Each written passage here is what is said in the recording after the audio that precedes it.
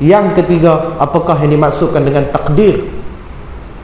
Semalam hang mimpi tak hari ni kena makan penampak?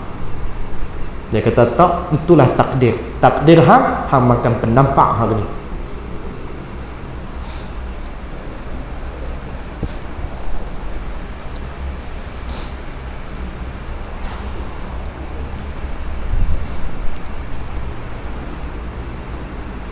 Assalamualaikum warahmatullahi wabarakatuh.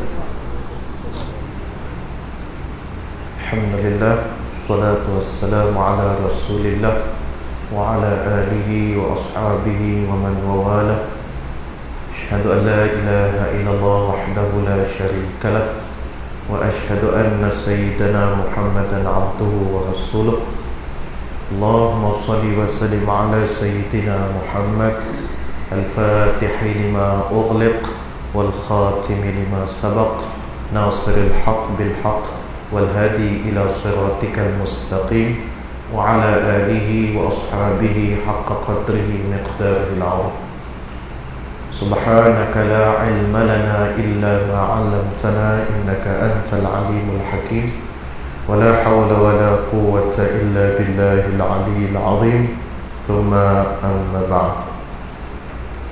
Yang dikasihi Ayahanda Tuan Imam, yang saya hormati Ayahanda Pengurusi Adigatan Kuasa Masjid, seterusnya yang saya hormati lagi saya sayangi ayah-ayah saya serta ibu-ibu saya yang hadir pada malam yang berkah. Alhamdulillah, bersyukur kita pada Allah Subhanahu wa taala kerana di atas limpah kurnia serta inayah pertolongan Allah dapatlah sama-sama kita hadir ke rumah Allah ini bagi melaksanakan kewajipan dan tanggungjawab kita, iaitulah salat fardu yang ditunaikan secara berjemaah. Alhamdulillah, kita telah pun selesai menunaikan salat fardu maghrib secara berjemaah. InsyaAllah ta'ala dengan masa, peluang dan ruang yang masih Allah berikan pada kita pada malam ini, dapatlah sama-sama kita duduk sebentar sementara kita menantikan waktu Isya sambil kita mendengar sedikit perkongsian ilmu. Mudah-mudahan Allah Subhanahu wa taala menurunkan rahmat dan berkat di sepanjang majlis kita ini berlangsung, insya-Allah. Terlebih dahulu saya ingin memohon maaf kerana 2 bulan saya tak dapat nak hadir, bulan 12 dengan bulan 1 yang sudah. Bulan 12 balik ke Terengganu, bulan 1 pun balik ke sana, jadi tak daya lah. Alhamdulillah, bulan 2 ada pasal sekolah jadi ada lah. Alhamdulillah, jadi saya mohon maaf lah saya tak dapat meneruskan pengajian. Ala kulli hal, Allah masih lagi memberi keizinan kepada saya untuk bertemu dengan ibu dan ayah saya di sini bagi meneruskan kembali pengajian kitab kita Mustika Hadis keluaran Jakim jilid yang pertama. Mudah-mudahan majlis kita ini mendapat rahmat belas kasih daripada Allah Subhanahu wa taala. Ibu dan ayah yang saya hormati, kita sambung kembali pengajian kitab kita Mustika Hadis, Muqaddimah Mustika Hadis jilid yang pertama. Kita masih lagi pada bab yang kelima bagi membicarakan rukun-rukun agama, iman, Islam dan ihsan.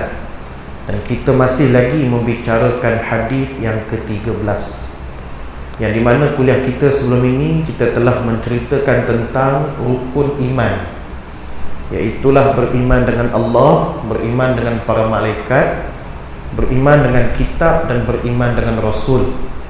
Dan kita akan sambung beriman dengan hari kiamat dan beriman dengan qadar yang baik dan yang tak baik. Faqala an-nabiy sallallahu alaihi wasallam an tu'mina billah wa malaikatihi wa kutubihi wa rusulihi wal yaumil akhir wa tu'mina bil qadari khairihi wa syarrihi. Qala sadaqta. Kata Nabi SAW, bahawa kamu beriman kepada Allah, malaikat-malaikatnya, kitab-kitabnya, rasul-rasulnya, serta hari kiamat, dan engkau beriman kepada takdir yang ditentukan oleh Allah, baiknya dan buruknya. Kita dah baca beriman dengan Allah, beriman dengan para malaikat, beriman dengan kitab, beriman dengan rasul. Cuma tergantung pada rasul ulul azmi. Saya pernah sebut dulu 5 rasul ulul azmi. Kita ulang balik. Rasul, tak ke semua nabi itu rasul, tetapi semua rasul itu adalah nabi. Daripada 313 khilaf ulama, tapi yang masyhur 313 orang nabi, yang dipilih hanya 25. Daripada 25, 5 yang nabi pilih, yang Allah pilih, yang disebut sebagai ulul azmi. Apa maksud ulul azmi? Ulul azmi maksudnya rasul yang mendapat ujian yang tersangat hebat, yang di mana diletakkan kepada manusia lain, mereka tak mampu untuk menjalani ujian tersebut. Kerana ujian yang ditimpakan kepada rasul ulul azmi ni, kalau kita manusia biasa tak sanggup kita, kerana dia begitu luar biasa. Tu sebab disebut dengan panggilan ulul azmi. Ada 5 orang, iaitulah Nabi Nuh alaihi salam, Nabi Musa alaihi salam, Nabi Ibrahim alaihi salam, Nabi Isa alaihi salam, dan Nabi kita Nabi Muhammad sallallahu alaihi wasallam. Jadi ada 5 nabi ini yang disebut sebagai rasul ulul azmi. Nabi Nuh alaihi salam 950 tahun dia dakwah. 950 tahun dia dakwah. Yang ikut, yang menjadi pengikut, yang naik di atas bahtera hanya 70 buah keluarga sahaja. 950 tahun Nabi Nuh dakwah, cerita dekat kaum dia bahawa berlaku Nabi Nuh buat bahtera di atas padang pasir. Semua kaum mengatakan, kaum Nabi Nuh ni mengatakan Nuh ni tak betul buat bahtera atas padang pasir. Mana orang buat atas padang pasir? Semua orang buat bahtera ni di laut. Tapi Nabi Nuh tetap menjalankan dakwah, menyeru kepada kaumnya supaya kembali kepada Allah dan peringatan Allah, dan akan berlaku siapa seorang pun tak mau nak ikut, malah mereka menentang dan mengeji kepada apa hak Nabi Nuh buat.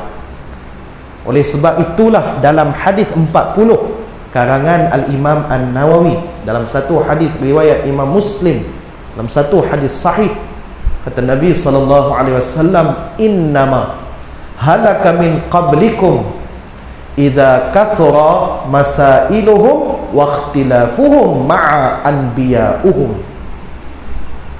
Nabi sebut dalam hadis 40 matan arba'in yang dikarang oleh Imam Nawawi dalam satu hadis sahih diriwayatkan oleh Imam Muslim, innama halaka min qablikum, sesungguhnya umat sebelum kamu itu Allah hancurkan, Allah binasakan. Sebab apa? Kathura masailihim, kathura masailuhum, kerana mereka ni banyak bertanya. Wa ikhtilafuhum ma'a anbiya'uhum, dan mereka banyak berkhilaf, berselisih dengan nabi-nabi mereka. Nabi sebut, kenapa umat terdahulu Allah musnahkan? Kenapa umat terdahulu Allah hancurkan? Kerana mereka banyak tanya, banyak mempertikai. Nabi Nuh kata berlaku mana berlaku lah. Ni kalau berlaku kan tak ada, kita duduk tak. Kalau berlaku kita naik bukit. Nampak? Nabi Nuh kata bukit pun tenggelam, tak apa, lari gunung. Nampak? Mempertikaikan, menyalahkan. Masih lagi mengatakan bahawa apa hak Nabi Nuh dapat, Nabi Nuh datangkan, semuanya tak betul. Oleh kerana itulah Tak, disebabkan mereka ni mempertikaikan apa ajaran ataupun dakwah yang dibawa oleh Nabi Nuh, lalu Allah musnahkan mereka. Nabi Lut alaihi salam Allah utus kepada kaum Sadum. Tak, Allah utuskan kepada kaum Sadum untuk memperingatkan dan memperbetulkan nafsu songsang mereka supaya kembali kepada fitrah. Tetapi kaum Nabi Lut ni ketegak baik, kata orang Kedah, tegak batu, maksudnya kata degil yang amat, tak mau dengar, masih lagi kekal dengan nafsu songsang. Allah utus dua orang malaikat berupa satu orang lelaki mai rumah Nabi Lut. Nabi Lut cakap dekat anak isteri, jangan beritahu kepada penduduk Sadum. Tapi isteri dia ni ingkar, pergi cerita kat penduduk Sadum. Mereka nak sangat dua orang lelaki tu. Akhir sekali Allah angkat bumi Sadum, lalu Allah hempuhkan mereka. Sehingga hari ni tak ada siapa pun yang dapat teroka apa yang ada khazanah yang berada di dalam laut mati tu. Itu bekas tapak kaum Sadum lah tu. Laut mati dengan tempat saya mengaji 80 km ya. Dekat ya amat. Nak tempat saya mengaji Mu'tah tu dengan laut mati tu Bahrul Maid 80 km. Tak jauh. Tapi sepanjang 5 tahun kat saya, 5 tahun saya dekat sana, 3 kali saja saya pernah pergi. Itu pun sebab pensyarah kami tak bagi pasal tempat laknat. Tak, macam kalau di Mesir Giza tu. Kalau di Mesir Giza hak piramid tu. Tak, kan kat Mesir kan banyak piramid. Piramid tu lah ramai orang pergi pasal nak tengok. Sedangkan Syekh Mesir, Syekh Azhar, dia pun tak bagi. Sebab tempat laknat, tempat simpannya Fir'aun, raja-raja yang menentang kuasa Allah. Itu tempat laknat. Tapi ada hak pi ambil ibrah, lepas tu balik tak usah duk seronok-seronok. Ni pi duk seronok-seronok pula, tak kenal lah tempat yang Allah Ta'ala buka. Tak, begitulah. Itu Nabi Nuh. Tak, Nabi Musa diuji dengan Fir'aun. Nabi Ibrahim diuji dengan Namrud. Diuji pula tak ada anak, tinggalkan anak, lepas tu kemuncaknya adalah sembelih. Tak, itu Nabi Ibrahim. Nabi Isa bersama dengan kaumnya yang mempercayai bahawa Nabi Isa ini merupakan anak kepada Tuhan. Nabi Isa memperbetulkan pemahaman dan pemikiran mereka bahawa aku ini, kata, adalah utusan Allah.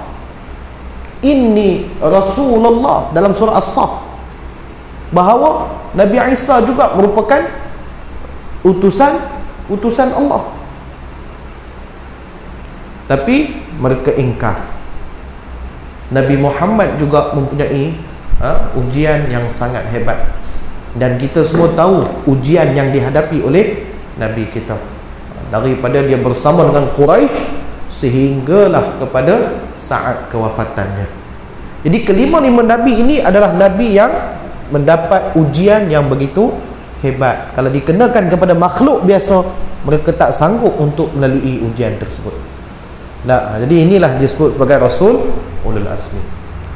Kemudian beriman dengan hari kiamat. Beriman dengan hari kiamat. Kita wajib mempercayai bahawa yaumul akhir, hari akhirat itu, hari kiamat itu pasti akan berlaku. Cumanya saat dan waktunya tidaklah diketahui. Kita tak tahu bilakah berlakunya kedatangan kiamat. Tetapi Nabi sebut dalam satu hadis, menceritakan kepada kita bahawa bu'ithtu ana was-sa'ah kahatain, kata Nabi. Bu'ithtu ana was-sa'ah kahatain. Masa aku dibangkitkan menjadi rasul dan berlakunya kiamat itu seperti dua ini. Nabi tunjuk kahatain, seperti dua ini. Nabi merapatkan jari tunjuk dengan jari tengahnya. Maksud kata masa Nabi bangkit dengan nak berlaku kiamat, masa dia adalah seperti dua ni. Maksudnya apa? hampir. Nabi sebut hadis ni 1500 tahun yang sudah. Tak? Masa aku dibangkitkan menjadi Rasul, masa aku dibangkitkan menjadi Nabi, tak? Dengan hari kiamat itu seperti dua ini. Memang hampir sangat. Tapi tak diketahui bila. Tak? Cumanya zahir alamat. Alamat ni maksudnya tanda kiamat. Nah, nanti kita akan baca tentang salah satu daripada tanda-tanda kiamat. Baik. Kemudian Nabi kata wa tu'mina bil qadri khairihi wa syarrihi, dan kamu beriman dengan takdir yang baik dan yang buruk. Baik. Ibu dan ayah yang saya hormati, kita wajib beriman dengan takdir. Ma makna? Apa makna takdir?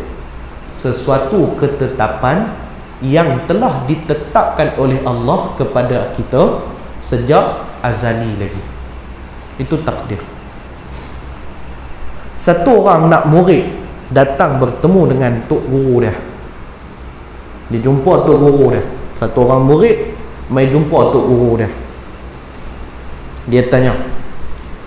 Dia kata, "Ustaz, saya nak tanya soalan." Kemudian ustaz ni kata, "Apa soalan?" Tanya.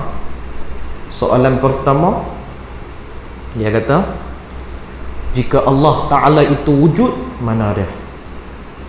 Nah, jika Allah itu wujud, mana dia? Soalan kedua, jin, iblis, syaitan itu dijadikan daripada api. Kemudian mereka dimasukkan ke dalam neraka. Neraka pun api. Kalau ikut logik, api bertemu api, mana nak rasa apa? Soalan yang ketiga, apakah yang dimaksudkan dengan takdir, kata dia. Takdir itu apa? Maka tok guru dia panggil anak murid tu. Mai Ustaz, banyak tanya sangat. Mai Ustaz, pang dia bagi sudah. Buh penampak. Terguling budak tu. Guling tu saya tambah lah. Lepas tu kak, pasal apa ustaz tampak saya? Maka kata ustaz tu, itulah jawapan saya kepada tiga soalan kamu tadi. Jadi dia tak faham. Mai ni nak mai cerita. Hang tanya tadi, jika Allah Ta'ala itu wujud, mana dia? Saya tampak kamu sakit tak? Sakit? Mai tunjuk sakit tu rupa lagu mana? Boleh tunjuk tak? Sakit tu macam mana? Kita percaya ada elektrik ada? Kita percaya ada elektrik ada? Percaya. Sebab ni lampu menyala. Lampu menyala maksudnya ada elektrik. Tapi boleh tunjuk tak rupa elektrik tu lagu mana? Tak boleh. Tak. Sakit tu ada tak? Dia tanya sakit tak? Sakit? Mai tunjuk sakit. Macam mana rupa? Kalau tak rasa sakit, mai nak nampak lagi. Itu saya tambah. Nah, jadi benda itu wujud. Cuma nak menzahirkan kita tak mampu. Itulah kewujudan Allah. Allah itu wujud. Tapi untuk menzahirkan kita tak mampu. Nak menzahirkan zatnya kita tak mampu. Soalan kedua, jin, syaitan, iblis dibuat daripada api, masuk neraka, api juga. Api bertemu api, tak rasa apa, kata dia. Nak tanya, tak, tangan saya buat daripada apa? Kulit pipi hang, kulit juga. Kulit bertemu kulit, sakit tak? Sakit lah dia kata. Kalau tak rasa sakit, nak buh lagi. Jadi walaupun api sama api, tetap merasai kesakitan. Yang ketiga, apakah yang dimaksudkan dengan takdir? Semalam hang mimpi tak hari ni kena makan penampak? Dia kata tak, itulah takdir. Takdir hang makan penampak hari ni. Tak payah kata semalam lah. Tadi masa hang tanya tadi, hang terfikir tak yang kata saya akan jawab dengan penampak? Tak terfikir. Itulah takdir hang. Takdir ni sesuatu yang Allah dah tetap. Dan ketetapan itu bermula daripada azali lagi. Maksudnya takdir sesuatu yang di luar daripada ketetapan manusia. Yang menetapkannya hanya Allah. Itu takdir. Sebab tu takdir wajib kita kena terima. Takdir yang baik, takdir yang tak baik, dua-dua kita kena terima. Nak, ibu dan ayah yang saya hormati, saya pernah ditanya oleh satu orang. Dia mai tanya. Dia kata, Ustaz, bukankah Allah, dia kata Allah jadikan syurga dan neraka. Syurga dan neraka, dia kata. Kemudian Allah itu maha pengampun, Allah itu maha rahmat, kata dia. Tapi kenapa ada manusia masuk neraka? Kenapa tak masuk semua ke dalam syurga? Kenapa wujudnya neraka tu? Bukankah Allah itu maha pengampun? Saya pernah ditanya lagu tu. Tak. Saya ingat nak jawab dengan penampak jugalah, tapi tak kena. Kan? Dia kata Allah tu maha pengampun, tapi kenapa Allah wujudkan neraka? Kalau Allah tu maha pengampun, semualah masuk dalam syurga, tapi ada juga masuk dalam neraka. Maka kita jawab, itulah ketetapan takdir. Dan takdir ni boleh diubah kan? Boleh. Dan bila kita ubah, itulah takdir yang kita sebenarnya, yang telah Allah tetapkan. Maksudnya orang jahat, dia kata aku ditakdirkan aku ni jahat. No, itu bukan takdir kamu jahat. Kamu memilih untuk jadi jahat, sedangkan kamu ada pilihan untuk menjadi orang yang baik. Macam tadi, Allah jadikan syurga, Allah jadikan neraka. Tapi kenapa pilih nak masuk neraka tu? Sedangkan syurga itu ada. Kenapa tak pilih masuk syurga? Nak dapat syurga, kenalah buat amal untuk mendapatkan syurga. Kata guru kami, berpenat berlelahlah kamu di dunia kerana nak mendapatkan syurga Allah. Biar kita penat, ya, duduk di bumi ni, duduk di dunia ni memang penat. Nak bangkit subuh pagi-pagi, kalau bahasa kami panggil subuh-subuh SPE. SPE tu tak tahulah main daripada mana. Nak kata Syafi'i, bukan. Subuh-subuh SPE dia kata. Kalau bahasa Pak saya, nak bangkit pagi, nak mandi, nak main masjid, lepas tu nak dengar kuliah, duduk main dengar, Allahu Rabbi. Nah, memang berpenat. Nah, ayah-ayah duduk di bawah, ibu-ibu saya duduk di bawah, saya duduk kat atas kursi ha. Boleh pusing-pusing lagi kan. Imam Ahmad bersama dengan anak muridnya satu hari. Anak murid Imam Ahmad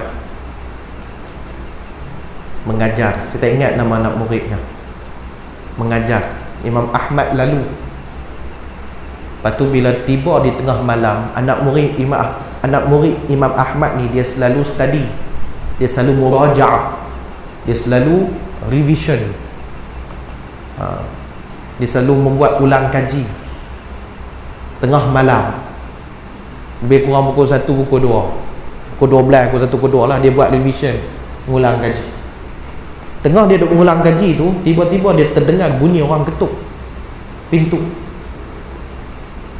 Dia pun pergi lah, tanya, man huwa? Siapa dia? Ana Ahmad.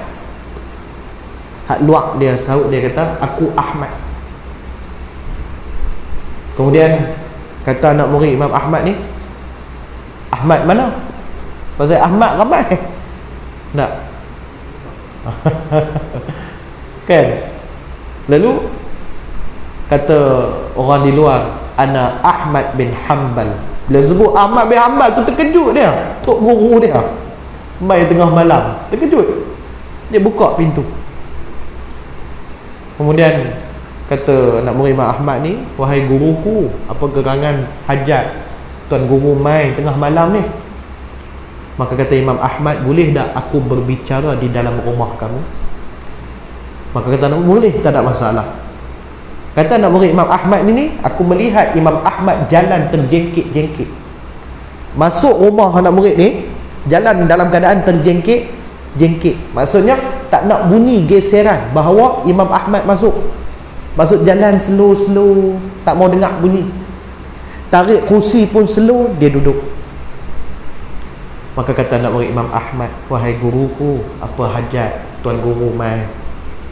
Maka kata Imam Ahmad, tengah hari tadi aku melihat kamu mengajar, kata dia. Tapi kamu mengajar dalam tempat yang tinggi dan berteduh, sedangkan anak murid kamu berada di bawah dalam keadaan panas. Oleh itu, kamu duduklah sekali dengan mereka, jangan buat lagu tu. Itu teguran Imam Ahmad. Tak. Kemudian dia bangun, dia keluar slow-slow, dia terus balik. Tak ada siapa pun yang entah. Kata anak murid Imam Ahmad ini, aku terima teguran yang ditegur oleh guruku Imam Ahmad. Nah, maksudnya saya bukan tak boleh duduk atas ni, tak beradab. Ayah-ayah saya, ibu-ibu saya duduk di bawah, saya pula duduk kat atas. Boleh konon saya duduk kat atas ni? Boleh, tak apa. Bagi nampak senang kan. Tapi ceritanya gitulah. Baik. Jadi beriman kepada qada yang baik, beriman dengan qada yang tak baik, kedua-duanya itu adalah telah ditetapkan oleh Allah dan kita wajib terima. Takdir yang telah ditetapkan kepada kita antaranya ialah ajal. Antaranya ialah ajal. Itu takdir yang telah ditetapkan. Nah, kadang kita tengok isteri dia sakit punya lama, suami sihat, tapi Allah ambil suami dia dulu. Nah, kadang suami sakit punya lama, bertahun-tahun, isteri duduk sihat lagi, tapi Allah ambil isteri dia dulu. Takdir. Dan wajib kita kena terima perkara tersebut. Tak. Bukan nak cerita hak tu je, hak muda pun kita kata mudanya, baru umur 7 tahun 8 tahun meninggal dah, sakit buah pinggang. Ada. Tak. Umur 11 tahun, darjah 5, dah kena kencing manis. 11 tahun. Hari-hari duk kokah apa? Ayak 100+ tu. Hari-hari 100+ memanglah sedap, tambah-tambah dia sejuk. Minum tengah hari pula. Mahadhihi ni'mah, kata Arab. Nikmat apa ni? Kan? Nikmat sungguh. Kan? Tapi hak sedap tu lah penyakit. Tak. Duk togak ayak tu sampai hari-hari kena terik macam mana? Ada hak buah pinggang, hari-hari duk makan apa? Kopok Maggi, kopok mami tu. Hak bubur serbuk kan, kopok mami tu, dalam tu kan dia ada serbuk. Apa nama, VCG ke apa? Kan? Dalam tu kan dia ada serbuk. Serbuk kopok mami tu. Tak, hari-hari tiap-tiap petang, habis sekolah petang, habis sekolah kafar, depan sekolah kafar tu ada orang jual kopok-kopok ni. Hari-hari duk beli. Itulah makanannya agama ni. Terus kena buah pinggang. Umur muda, baru sekolah lagi, tengah duduk sekolah. Nah, itu takdir yang Allah dah tetapkan. Dan takdir ini kita wajib terima. Takdir yang lain, rezeki, juga ketetapan yang telah ditetapkan oleh Allah. Rezeki, takdir kita begini dan kita wajib terima. Tak? Ingat lagi sekolah cikgu, masa zaman saya sekolah rendah dulu, ingat lagi cikgu dia bagi 3 pilihan cita-cita. Betul cikgu no? 3 pilihan cita-cita. Masa tu cita-cita yang paling famous sekali, polis, bomba, tentera. Ada hak advance sikit, doktor, ahli astronomi, ahli fizik. Tapi masa tu tak fikir lagi benda-benda tu. Tak, pilihan 1 polis, pasal arwah abah dulu polis. Pilihan 2 tentera, pasal sepupu saya, anak makcik, tentera udara. Nombor 3 apa nama ni, bomba. Ada bomba, pasal jiran duduk sebelah, bomba. Hak tu kami pilih. Masuk sekolah menengah, sekolah Batu Lapan Terung tu, tingkatan 1, ustazah saya, Ustazah Jamaliah. mengajar bahasa Arab komunikasi, guru kelas tu. Dia tanya setiap seorang, siapa nak jadi apa? Cita-cita. Seorang sebutlah, hak ni nak jadi pakar apa tau? Pakar apa dia sebut? Arkeologi. Betul. Hak satu lagi ahli astronomi, nak jadi jurutera. Semua canggih-canggih bunyinya. Mai tang saya, Amsyar, hang nak jadi apa? Dia tak sebut hang lah. Kamu nak jadi apa? Nak, saya kata nak jadi imam masjid negara. Saya kata cita-cita lain daripada yang lain. Alhamdulillah, saya dapat jadi imam masjid negara. Kebetulan rombongan sekolah di masjid negara. Waktu tu dah habis dah sembahyang Zuhur. Sembahyang Zuhur jemaah tu dah habis. Kami sampai. Bila kami sampai, anak murid semua dah ambil wudu. Kita ustaz, mereka suruh jadi imam. Jadi imam lah tu. Imam di masjid negara. Tak. Saya bagi salam pusing-pusing, ramai ikut. Nak je mesej bagi elong. Pasal saya jadi imam. Tak gurau. Tapi nak cerita kata, itu takdir. Tak terlintas pun nak jadi ustaz. Tapi takdir yang Allah Ta'ala tetapkan, itu wajib kita terima. Itulah dinamakan sebagai takdir. Sesuatu yang Allah dah tetap dah sejak daripada azali, sebelum kejadian manusia, sebelum kejadian alam lagi, dah ditetapkan kepada kita. Lalu kata orang tu, sadaqta, kamu benar. Maka kata orang tu lagi, khabarkan kepadaku tentang ihsan. Ihsan itu apa? InsyaAllah kita akan sambung dalam kuliah kita yang akan datang. Jadi kita berhenti dekat ni dulu. Kita akan sambung pada kuliah kita lagi, insyaAllah. Berhenti dekat sadaqta. Berhenti situ.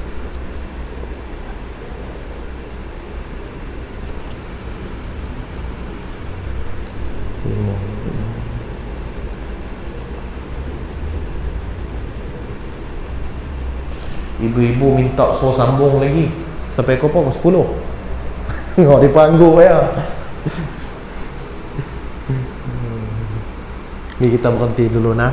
InsyaAllah kita sambung lagi, InsyaAllah pada kuliah kita yang akan datang.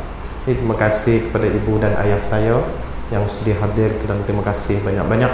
Hanya Allah Ta'ala sajalah yang membalas setiap amal kebaikan yang dilakukan oleh ibu dan ayah saya di sini. Saya mohon maaf sekiranya saya terkasar bahasa, telanjur kata, telajak kata. Saya maaf banyak-banyak, dan saya selalu berdoa kepada Allah semoga jemaah yang selalu main masjid, yang selalu solat berjemaah, yang selalu main ngaji menuntut ilmu, semoga Allah kurniakan kesihatan yang baik, dipanjangkan umur, dimurahkan rezeki, serta diberi kefahaman yang baik dalam memahami agama Allah Subhanahu wa ta'ala. Doakan saya mudah-mudahan Allah permudahkan urusan di dunia dan juga di akhirat, insyaAllah. Kita bertemu lagi pada masa yang akan datang.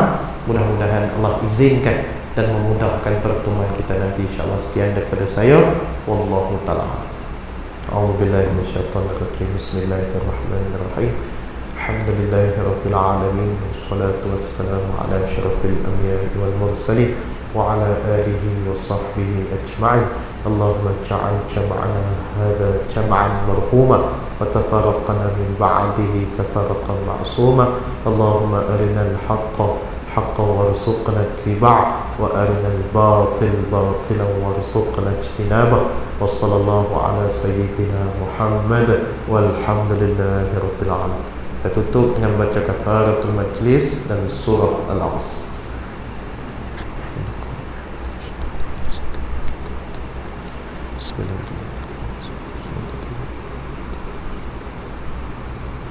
Assalamualaikum warahmatullahi wabarakatuh.